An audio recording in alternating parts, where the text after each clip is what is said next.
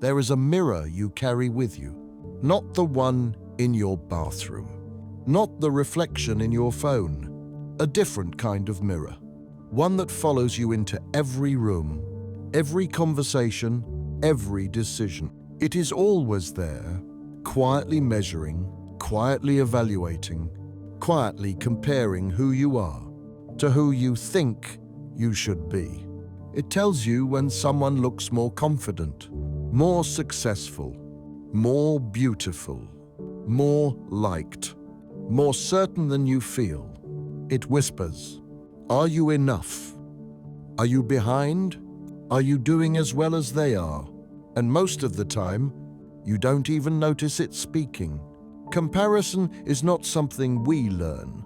It is something we inherit. Something older than language, older than culture, older than the world we recognize today. But why? Why does the human mind compare itself so constantly, so silently, so painfully? Why do we measure ourselves against people who aren't even thinking about us? Why do we feel inferior, even when no one is judging us? And why, in an age of limitless connection, do we feel more inadequate than ever? To understand this, we have to step back into a world without mirrors, without social media, without status symbols, a world where comparing yourself was not insecurity, it was survival. Long before humans built cities, before wealth existed, before society created status, there were small tribes, and inside those tribes, there was one unspoken rule. Your survival depended on your position in the group. If you belonged, you lived. If you were trusted, you were protected. If you were valued, you had food, support, and shelter. If you fell too low in the social structure, you risked being pushed out, and a human alone in the ancient world did not live for long. So the mind evolved a quiet, constant system, a ranking calculator. It scanned every face, every gesture, every tone of voice. Who is stronger than me? Who is more skilled than me? Who is more respected? Who is becoming a threat to my position? This system had one purpose: stay safe by staying relevant. To survive, early humans had to know their place in the social ladder at all times. So the brain began comparing, not out of vanity, but out of necessity. You are not weak for comparing yourself. You are human. You inherited a brain that compares to keep you alive. But something changed. Our environment evolved faster than our psychology. For thousands of years, humans lived in small groups. You only compared yourself to maybe 20 or 30 people. People you hunted with, worked with, shared life with. Comparison was local, limited, manageable. But today, the mind built to compare with a small tribe now compares with the entire world. You see people with better bodies, better careers, better relationships, better vacations, better homes, better everything, all in the palm of your hand. Your brain does not know that these people are strangers.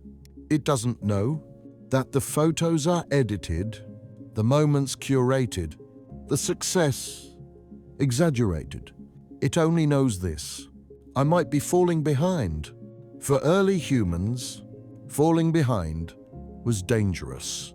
For modern humans, falling behind is psychological torture. This is the evolutionary trap. Your comparison instinct was designed to protect you in a world that no longer exists. And now it hurts you in ways evolution could never predict. Comparison is not just about others. It is about the story you tell yourself about who you are supposed to be. Every human carries an inner blueprint, an image of the ideal self. Stronger, smarter, more attractive, more confident, more accomplished. And every time you look at someone else, your mind asks a dangerous question. Why am I not like them? We compare because we believe there is a version of ourselves we should have become by now. A version shaped by family expectations, society, culture, fear, hope, and the longing to belong. But here is the truth. We rarely tell ourselves, you compare yourself not to others, but to the person you think others want you to be. Comparison is not about them. It is about the fear of disappointing the imagined audience watching your life. A ghost audience that only exists in the mind. This is why comparison feels so personal. It attacks identity, not ability. It whispers that you are not enough, not because someone else succeeded, but because you believe you should have too. Humans are social creatures. We learn who we are by observing how others treat us. If someone praises us, we feel valuable. If someone ignores us, we feel invisible. If someone criticizes us, we feel flawed. The mind uses others as a mirror, but the mirror is distorted because people don't reflect your worth. They reflect their own experiences, their own biases, their own insecurities, their own fears. When someone seems more successful, your brain doesn't see reality. It sees a projection, a story of where you should be, mixed with the fear that you are not enough. The comparison instinct that once helped us fit in now tells us we are failing, even when we are not. And nowhere is this more obvious than in the modern world. We live in a time where we see thousands of lives every single week, more than early humans saw in their entire lifetime. We see achievements that took years, presented as instant success. We see beauty enhanced beyond reality. We see happiness carefully curated and filtered. We see confidence without the insecurity behind it. We see wealth without the years of struggle before it. And the brain, ancient and emotional, cannot separate performance from truth. It believes that everyone else is ahead. Everyone else is succeeding. Everyone else is in their prime. While we are still trying to understand what our next step should be, this is not a failure of willpower. It is a mismatch between a prehistoric brain and a hypermodern world designed to trigger comparison. In the past, your comparison instinct was activated a few times a month. Today, it is activated a few hundred times a day. No wonder we struggle.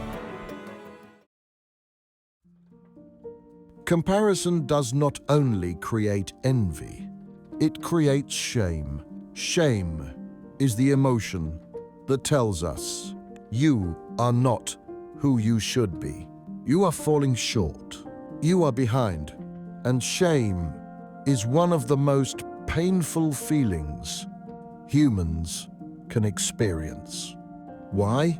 Because shame threatens belonging, the deepest need of the social mind. When you compare yourself and feel inadequate, your brain is not punishing you. It is trying to motivate you to improve your status so you don't lose connection and acceptance. But the modern world has no clear tribe, no clear hierarchy, no clear standards. So instead of understanding where we stand, we just feel lost. Lost in the endless measurement of a life we cannot see clearly.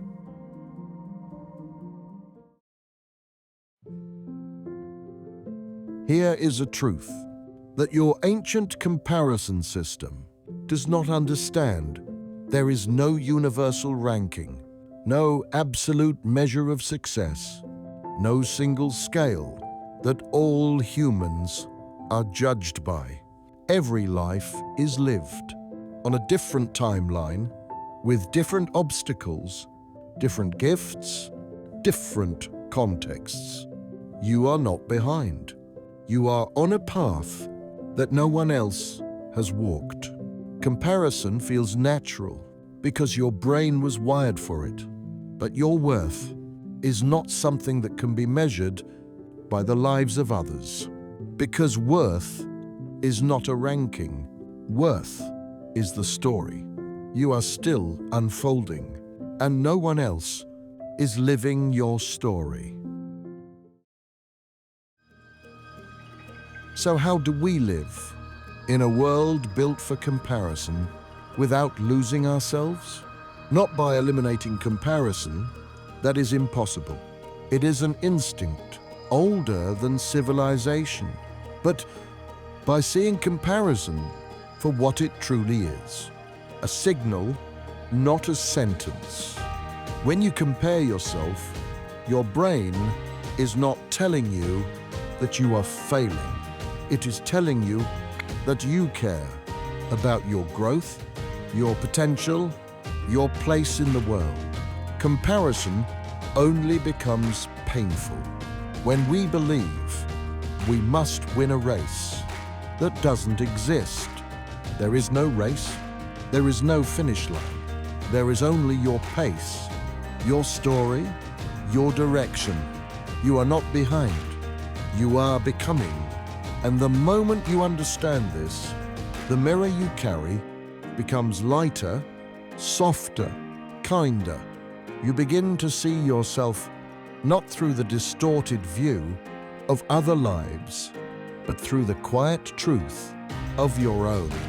We compare because our minds were shaped in a world where comparison was survival.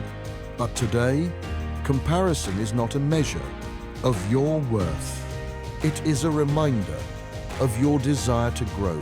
Every time you feel inferior, remember, your value is not determined by any external scale.